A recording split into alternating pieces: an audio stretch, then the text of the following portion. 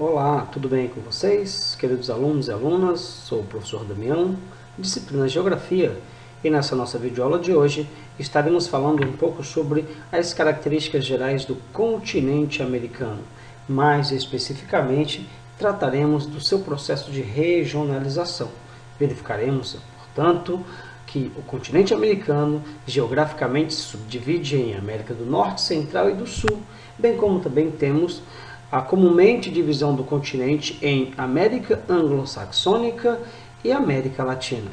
Fique com a gente e vamos à aula.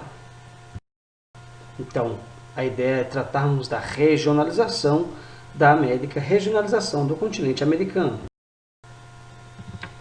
Vamos a algumas características gerais pertinentes ao continente americano. Nós temos aqui no nosso continente uma extensão territorial bastante significativa, fazendo com que o nosso continente, o continente americano, seja o segundo maior continente do mundo. São 42.209.248 quilômetros quadrados de extensão. Isso faz com que nós sejamos, repito, o segundo continente mais extenso do mundo. Em termos de localização, as suas terras estão localizadas no hemisfério ocidental, ou seja, estamos a oeste do planeta, a partir do meridiano de Greenwich, né? E também fazemos limite ao norte com o Oceano Glacial Ártico, a leste com o Oceano Atlântico e a oeste com o Oceano Pacífico. Além disso, o continente americano é cortado por 4 principais paralelos: os círculos polares Ártico, o Trópico de Câncer, Equador e o Trópico de Capricórnio. São essas as linhas imaginárias, os principais paralelos que, portanto, tracejam o continente americano.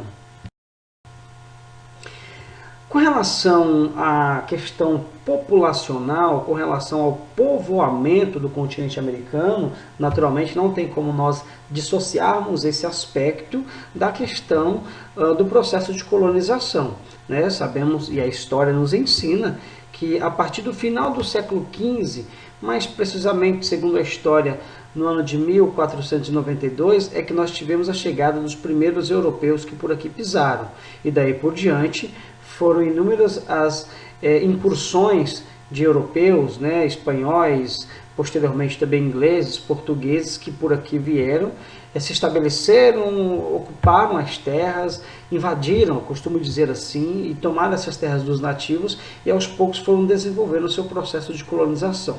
Naturalmente, nós tivemos uma colonização distinta, se compararmos a colonização, por exemplo, verificada ao norte do continente, especialmente nos Estados Unidos e no Canadá, e se compararmos com o restante do território do continente americano, onde os espanhóis e também os portugueses, além de holandeses, puderam estar colonizando e por aqui desenvolver especialmente uma colonização de mais exploração, com a utilização de mão de obra escrava, com a larga exploração dos recursos naturais, entre outros aspectos que também nós teremos oportunidade de detalhar nas aulas futuras. Então, os nativos e a colonização é o subtópico desse slide, né, justamente para nós mostrarmos que antes da chegada desses colonizadores europeus, os que habitavam o continente americano eram centenas de povos que falavam línguas diferentes.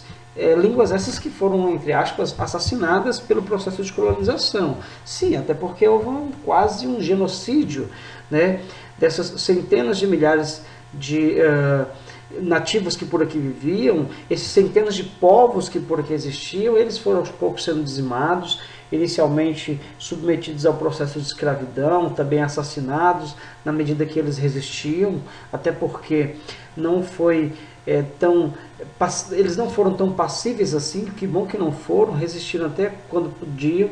Aquela história de que o colonizador trazia, especialmente aqui para o Brasil, quinquilharias e as trocava por terras, é uma história muito mal contada. O fato é que também alguns povos de nativos brasileiros e, enfim, por todo o continente americano resistiam bravamente e, naturalmente, a desigualdade no processo de luta era gigantesca, entre aspas, o arco e flecha contra a arma de fogo. Então, por isso a história assistiu esse genocídio, né? E a quase dizimação dos povos nativos que por aqui viviam. Mas é importante salientar isso, gente. Eram centenas de povos que falavam línguas distintas. e hoje nós temos a imposição, por exemplo, das línguas faladas oficialmente nos países que nos colonizaram, que por aqui também são línguas oficiais, como o espanhol, o português, no caso da América do Norte e alguns países da América Central, o inglês, e assim sucessivamente. A maioria dessas pessoas que por aqui existiam, dos nossos povos nativos, viviam da caça, da pesca e da coleta de frutos em perfeita harmonia com a natureza e com os recursos naturais. Essa fotografia é uma região emblemática e que daqui da América do Sul, né? E que de uma certa forma demonstra a imponência, a importância de alguns dos povos nativos que por aqui viveram, tá certo? Essa foto aí revela as ruínas, né, da civilização dos povos incas, especialmente a cidade de Machu Picchu, né, que é a cidade sagrada para os povos nativos, hoje é localizada no Peru, né? Mas aí são ruínas de uma civilização que existiu nessa região, especialmente entre o Equador, a Colômbia, o Peru, naquelas imediações ali dos Andes, e que desenvolveram, que puderam desenvolver algo muito interessante do ponto de vista técnico do cultivo do solo e de construções urbanas. Aí são ruínas, isso foi destruído pelos europeus, pelos espanhóis, mas é a ruína de uma verdadeira cidade que por aí existia. Essa foto é uma ruína de uma construção dos povos incas, mas por aqui também existiram povos extremamente organizados e com uma complexidade muito grande no que diz respeito às suas criações, que também foram, além dos incas, os astecas e os maias. Então, as civilizações Inca, Maia e Azteca tinham uma complexa organização social. A economia era baseada na agricultura, cidades com comércio estruturado. Além disso, dominavam conhecimentos de arquitetura, matemática e astronomia, além de técnicas de fundição de ouro e prata. Gente, eu estou falando de povos que por aqui viveram lá pelas tantas do século XI, XII, XIII, imediatamente antes da chegada dos europeus. Ou seja, é possível dizermos que alguns desses povos tinham civilizações tão complexas e cidades tão mais organizadas até do que algumas cidades europeias.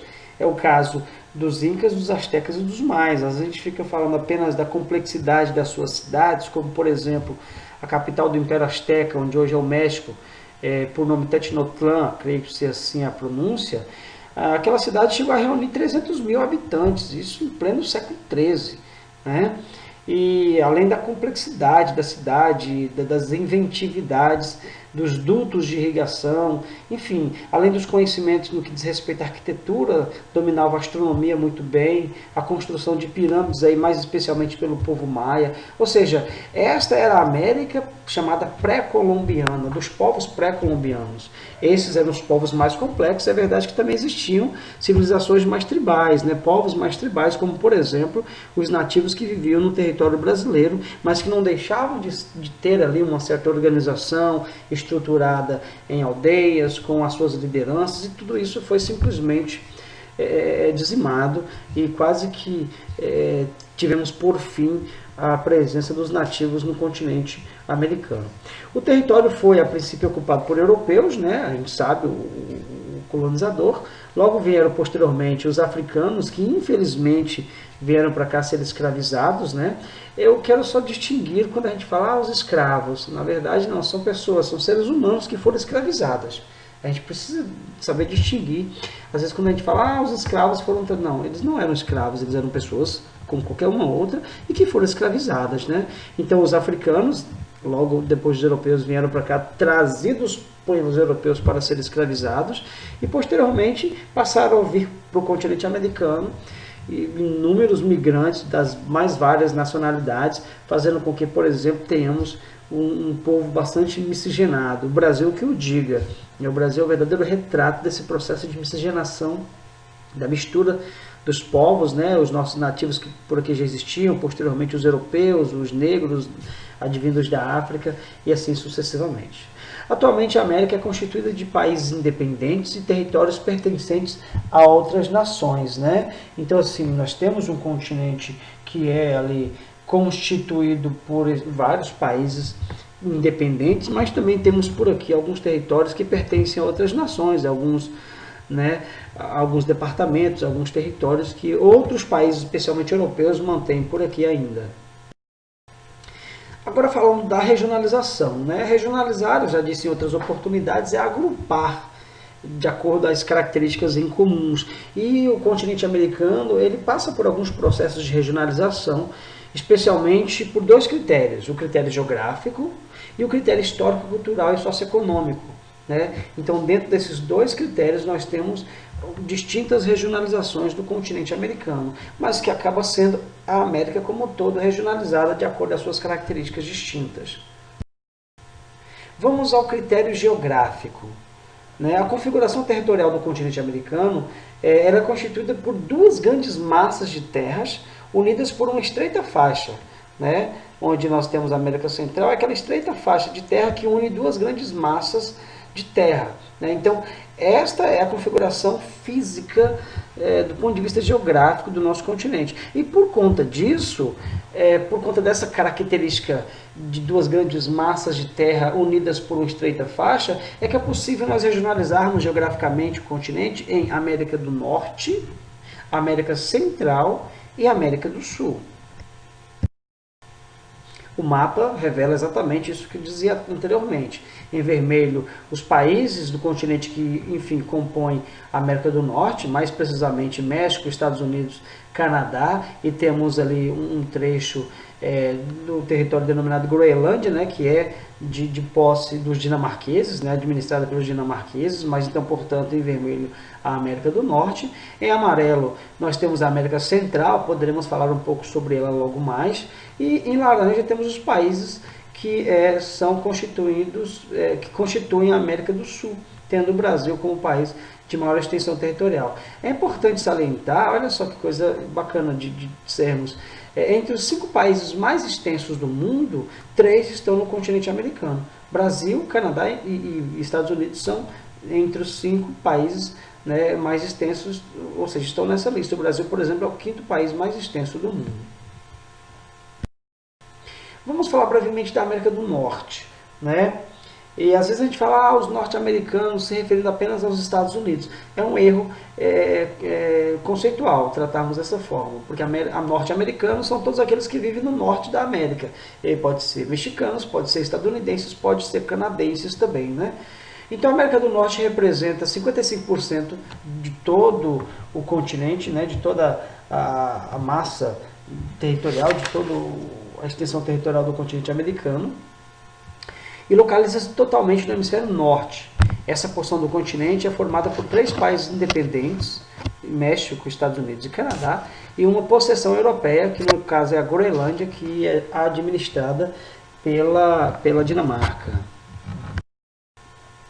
Essa figura aqui ilustra, né, as bandeiras, os símbolos de cada um dos 3 países que compõem a América do Norte. A América Central é uma pequena porção, se comparada com as demais, né, do continente, ocupa apenas 2% do continente, constituída de uma parte continental e uma outra insular, né, que nós costumamos chamar de istmo, e das ilhas, da região insular, das ilhas do Caribe. O istmo é a parte continental, aquela estreita faixa que liga a América do Norte e a América do Sul. E a parte insular corresponde às ilhas, ali, especialmente da região do Caribe e outros países que são dentro daquela inúmera quantidade, daquele arquipélago, né, daquela inúmera quantidade de ilhas. Então, a primeira, que é o istmo, liga as 2 porções de terra, América do Sul e América do Norte, e abriga 7 países independentes. A outra parte da América Central é formada por um conjunto de ilhas do Caribe. Temos aqui as bandeiras que representam alguns dos países da América Central, como as Bahamas, Barbados, Belize, Cuba, Antigua e Barbuda. São pequenos países, alguns muito pequenos, insulares, outros relativamente maiores, né? Cuba, por exemplo, é a maior ilha ali da região caribenha, né? E temos alguns países que são muito pequenos, mas mesmo o território cubano é infinitamente menor do que vários países aqui do continente americano. Então, caracteristicamente falando, os países da América Central são bem pequenininhos, mas são todos esses aí: Guatemala, Haiti, Honduras, Jamaica, né? Nicarágua, Panamá e assim sucessivamente. Agora, rapidamente falando da América do Sul. Corresponde a 43% do continente e por ser cortada pelo paralelo do Equador, tem terras situadas nos dois hemisférios, né? É importante observarmos isso, que o sul do continente americano tem terras tanto no hemisfério norte, uma porção menor, é verdade, quanto terras no hemisfério sul, em sua maior proporção. É formada por 12 países independentes e um departamento ultramarino europeu, que é a Guiana Francesa, administrado pela França. Então, a América do Sul constitui-se de 12 países, mais a Guiana Francesa, que é um departamento ultramarino da França. E aí, algumas das bandeiras que representam, né, os países aqui da América do Sul: Peru, Venezuela, Paraguai, Colômbia, Brasil, Chile, Uruguai, Argentina, e Venezuela, e assim sucessivamente, né? São os países, Suriname, enfim, são os países que estão aqui, inclusive vizinhos ao Brasil. Uma curiosidade, né? Nós já temos conhecimento disso, dos 12 países aí que constituem a América do Sul, o Brasil só não faz fronteira com o Peru e com o Chile, perdoe-me, com o Equador e com o Chile, são os países que não são limítrofes com o Brasil. Agora, quais são os outros critérios de regionalização do continente americano? Vemos os critérios de natureza geográfica, né? E os critérios de natureza histórica, cultural, socioeconômica, que é muito importante também de nós observarmos. Então, assim, a partir do século XVI e ao longo dos séculos seguintes, a população nativa do continente americano se miscigenou, como nós falávamos anteriormente, né? Misturou-se especialmente com europeus e africanos e inúmeros outros imigrantes vindo das mais diversas partes do planeta, né? Mais precisamente da Europa e da Ásia. Então, o continente fez com que se constituíssem diversas sociedades com costumes e identidades próprias. É importante salientarmos que nós temos um continente muito grande, né? E também com uma população bastante distinta no que diz respeito às características culturais, porque isso é muito do que se herda dos povos que para aqui vieram, né? Então, a regionalização com base nesses critérios culturais, históricos, socioeconômicos, ela não parece tão simples, não é tão simples quanto parece, na verdade, né? Requer que se analise esses elementos todos no que diz respeito à miscigenação, à mistura, à existência de inúmeros povos, assim, com costumes, com usos, com características distintas no nosso continente. No entanto, independentemente das diferenças entre essas sociedades, elas podem ser agrupadas em dois grandes conjuntos. Esses dois grandes conjuntos, de acordo à origem do colonizador, de acordo à cultura e o desenvolvimento econômico dos países. Então, além da questão geográfica de América do Sul, Central e América do Norte, temos a questão sócio-histórica, cultural e econômica, que divide a América em América Latina e América Anglo-Saxônica. É um outro tipo de regionalização do continente americano. Esse critério de regionalização baseia-se nos aspectos humanos e não necessariamente nos aspectos geográficos e físicos. Um aspecto humano que é muito importante para a criação desta nova regionalização são os aspectos linguísticos, culturais, os aspectos étnicos, inclusive, também, tá certo? Então, desta feita, temos, além da regionalização geográfica, temos a regionalização sócio-histórica cultural, que divide a América em latina e anglo-saxônica. Vamos, então, entender um pouco sobre cada uma dessas regionalizações. A América Latina.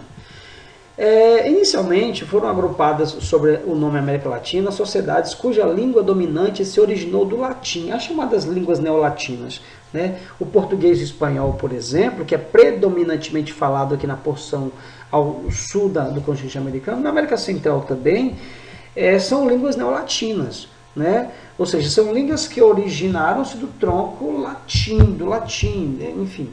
Não, o latim é uma língua, como a gente costuma dizer, uma língua morta, não é mais falada fluentemente, sim, apenas para estudos e pesquisas, etc. Mas foi o latim que originou línguas como o espanhol, o português, o italiano, o francês, né? E como predominantemente se fala português e espanhol aqui na América Latina, nesses países que são da dita América Latina, foi um dos fatores que foi importante para que se regionalizasse por esta ótica, né?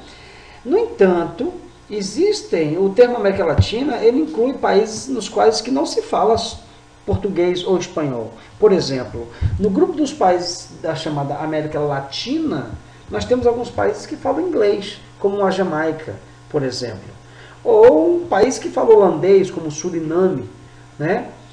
Mas para esse critério especificamente, esses países estão, mesmo assim, falando línguas não latinas, eles estão no grupo da América Latina pelo seu passado histórico, né? Pelas características também socioeconômicas, pelo fato de terem sido esses países, Jamaica e Suriname, por exemplo, né? E nós poderíamos falar de outros países lá na América Central que também falam línguas não latinas, são poucos, é verdade, mas a gente poderia estar citando. Esses países têm um passado histórico muito comum aos países que foram colonizados por espanhóis e comuns também ao Brasil, que foi colonizado pelos portugueses, né? Tendo um passado colonial, uma exploração econômica, tendo um processo escravocrata. Então, esses aspectos, por si só, são suficientes para manter Jamaica, Suriname, no grupo dos países ditos da América Latina, mesmo eles falando línguas não latinas. Mas não é apenas a questão linguística aqui que pesa, e sim o passado sócio-histórico, os aspectos culturais também. Okay? Outro fator muito importante que durante o tempo foi levado em consideração para essa regionalização foi a predominância da religião católica e as condições socioeconômicas da população. Parte desses países, todos os países da América Latina, para ser mais exatos, economicamente falando, são países em desenvolvimento, alguns um pouco mais desenvolvidos, ditos países emergentes, como é o caso do Brasil, da Argentina, do México, mas outros no estado de desenvolvimento muito aquém ainda. Então esse elemento foi importante para regionalizar esses países e agrupá-los na chamada América Latina. O mapa que apresenta os países da América Latina, repare que agora o México, que outrora na regionalização geográfica está na América do Norte, então aqui nós não temos mais Norte, Central e Sul, temos a América Latina, incluindo o México, todos os países da América Central e a América do Sul, todos na denominada América Latina, por esses critérios todos que eu falei agora há pouco, pela questão do passado histórico, pela questão também da proeminência das línguas neolatinas, né? E também das questões ali socioeconômicas que são comuns a esses países da chamada América Latina. Os integrantes da América Latina pertencem ao grupo dos países em desenvolvimento, por isso muitos deles produzem e exportam matérias-primas agropecuárias ou minerais para países desenvolvidos e importam tecnologia e produtos industrializados, né? Enfim, é a questão econômica desses países, né? A América Central, por exemplo, é repleta de países cuja exportação de produtos se baseia basicamente, desculpe a redundância, se baseiam unicamente em produtos tropicais, como frutas, cacau, banana, cana-de-açúcar, e tem que importar produtos com tecnologia apurada. E isso impede esse desenvolvimento. Isso mantém a distância entre os países desenvolvidos da Europa, ou mesmo os Estados Unidos e Canadá, ou mesmo o Japão, para com esses países latino-americanos. A exceção repito, é Brasil, Argentina, México, que tem interessantes parques industriais e uma economia um pouco mais diversificada do que os seus vizinhos, do que os demais países da América Latina. Agora, a América Anglo-Saxônica, ela é formada pelos Estados Unidos e pelo Canadá, né, que são os dois países mais desenvolvidos, se considerarmos aspectos econômicos e os indicadores sociais. Então, são os mais desenvolvidos do continente americano, de longe. Os Estados Unidos, por exemplo, é a maior potência econômica do planeta. E o Canadá é um país extremamente desenvolvido, bastante industrializado e, enfim, um país super interessante. O termo anglo-saxão, ele designa do indivíduo descendente do povo germânico, que é resultante da fusão de anglos, saxões e jutos, que se fixaram na Inglaterra no século V. Então esse termo provém justamente desses povos que são originários, né, enfim, dos saxões, dos germânicos, né, que eram naquela época resultantes dessa fusão de anglos, de saxões e de jutos. Olha a questão étnica bem presente nessa explicação, né? Então a denominação América Anglo-Saxônica, portanto, deve-se a esses países terem sido colonizados principalmente pelo Reino Unido, embora também tenham sido e recebido influência de outros povos europeus.